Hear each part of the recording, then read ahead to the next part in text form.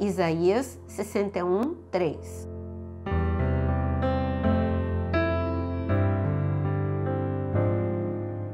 Shalom, shalom, bom dia! Vamos orar juntos? Quero te convidar a se inscrever no canal e também a ativar todas as notificações, porque assim você recebe um aviso quando um vídeo novo entra. Nós vivemos algumas situações em que parece que chegamos ao fim do poço.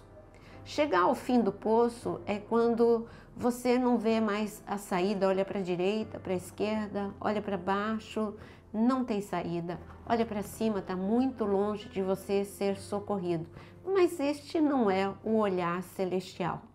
Vamos ler Isaías 61, o que Deus faz em situações extremas.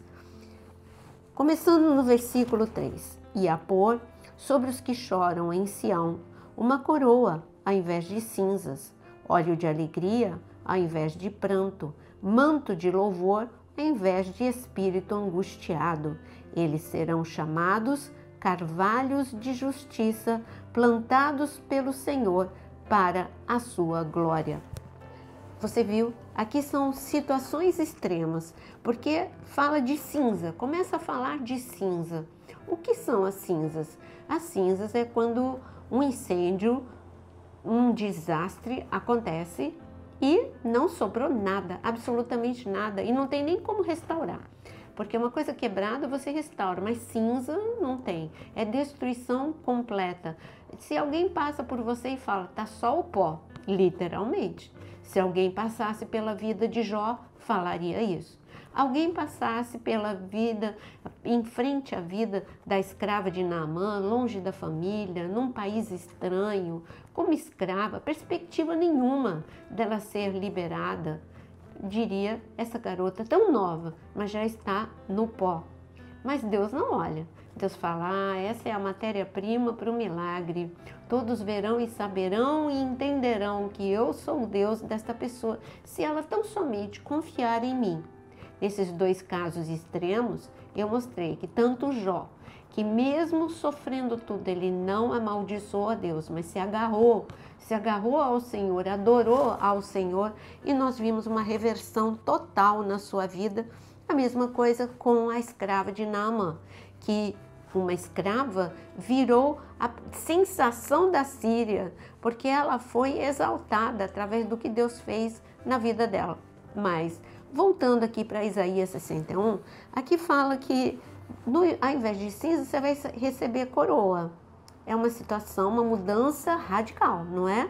Você ser honrado, você ser celebrado, as pessoas olharem para você e admirar. Eu sempre falo, cuidado com os seus desejos. Quando você fala assim, eu quero a unção dessa pessoa, pergunte primeiro as provas que ela passou, os testes que ela passou, até chegar a esse momento em que ela tem uma vida de graça e de unção fluindo através dela. É fácil você olhar o resultado final, mas o processo é um passo a passo de fé, de renúncia, principalmente de fé, porque você precisa olhar para Deus quando tudo está cinza, sabendo que Ele vai reverter e vai transformar em coroa de glória.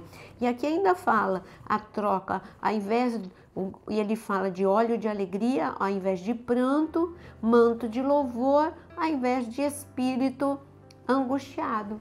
Ele está falando, olha, o seu choro, ele pode durar uma noite, mas a alegria do Senhor vem pela manhã. Difícil você falar isso quando uma pessoa está chorando, porque ela não consegue, o choro, ele embaça os seus olhos e você não consegue ter a nitidez para ver algo um pouquinho à frente, você só vê o aqui e agora. A dor é intensa, não é que é mentira, não é exagero. A dor é intensa, a dor da perda, a dor da frustração, a dor da rejeição, a dor de uma guerra injusta que você está vivendo, tudo isso é real. Deus não está dizendo para você dizer, não, eu não estou vivendo isso, negar a verdade, não. Você só precisa olhar para Deus, assim como uma pessoa que está se afogando, ela precisa parar de olhar para a água, para o medo. Ela tem que olhar para aquele que veio em seu socorro, aqui o salva-vidas. E ela precisa confiar que o salva-vidas vai conseguir. E o Espírito de Deus está salvando você hoje da situação que você está vivendo. Olha para Ele, fala, eu confio em Ti, eu não consigo pensar o que o Senhor pode fazer para me tirar dessa situação, mas eu confio que o Senhor está no controle da minha vida. Assim aconteceu com uma mulher que ela estava vivendo cinza, tristeza, angústia, aflição, dor, perda, a viúva de Sarepta. Essa história, ela está relatada em 1 Reis, capítulo 17. E esta mulher, ela não tinha nada para celebrar, mas Deus tinha mandado um socorrista, um salva-vidas, uma palavra profética para ela. Ela saiu de casa na certeza de que eram os seus últimos passos. Ela iria pegar os seus últimos gravetos para fazer a sua última refeição e morrer. Um discurso de perda, de angústia e de dor, verdade. Não era que ela estava exagerando. Tudo isso que eu falei era fato, era real, era verdadeiro. Ela não estava exagerando. Mas o que ela não sabia, que quando ela saiu de casa, aquele dia era diferente. A graça de Deus a encontraria. Deus tinha liberado uma palavra profética para ela e ela receberia esse recado através do profeta Elias. Hoje você acordou, para você é um dia normal, mas um dia de tristeza, de angústia e de perda. Mas Deus liberou uma palavra profética para você. E Deus está dizendo como Ele falou para aquela viúva de Sarepta. Eu estou vendo a sua dor, eu estou vendo a situação extrema que você está vivendo, mas eu estou liberando uma palavra de graça, uma palavra de reversão. Eu só preciso que você olhe para mim e confie em mim. Foi esse o recado que o profeta Elias deu para ela. Quando ele encontrou com essa mulher na porta da cidade e ele disse, faz um bolo para mim, ela disse, mas espera aí, tudo aquilo que eu acabei de falar, eu tenho só um pouquinho de graveto, só um pouquinho de farinha, só um pouquinho de óleo, é a última refeição para mim e para o meu filho. Mas escute a palavra que o profeta liberou para ela, porque essa é a palavra que Deus está liberando para a sua vida. Em 1 Reis, capítulo 17, versículo 13, Elias disse a ela, não tenha medo, vá e faça o que você disse, mas primeiro, faça um pãozinho com o que você tem e traga-o para mim. Qual foi a palavra que o profeta liberou? Não tenha medo. É um tempo novo que está chegando na sua vida. Não tenha medo. No caso dela, era para ela fazer o pão e levar o bolo e levar para o profeta. No seu caso, Deus está falando, não tenha medo, ore. Essa oração vai ser diferente. Eu estou liberando uma palavra de vida. Aquilo que é cinza vai ser coroa na sua vida. Aquilo que é tristeza vai ser motivo de louvor na sua vida. Todo mundo que passava diante de você dizia, é como a sarça, está sendo consumido no deserto. Mas Deus olha para você e fala, você é um carvalho de justiça. No lugar menos provável, um carvalho não é plantado no deserto, mas eu te planto no deserto, porque a sua vida vai ser impacto e testemunho para muitos que estão ao seu redor. Não existe testemunho melhor do que a nossa própria vida. O que Deus faz em nós e através de nós. Mas para isso, você precisa trocar murmuração por oração.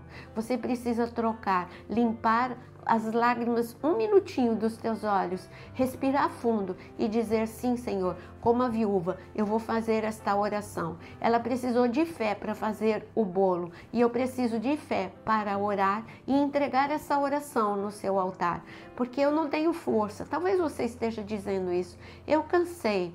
Eu estou literalmente sem forças, mas Deus está falando, usa essa última força que você tem para crer, para confiar, para orar, porque eu estou olhando para você.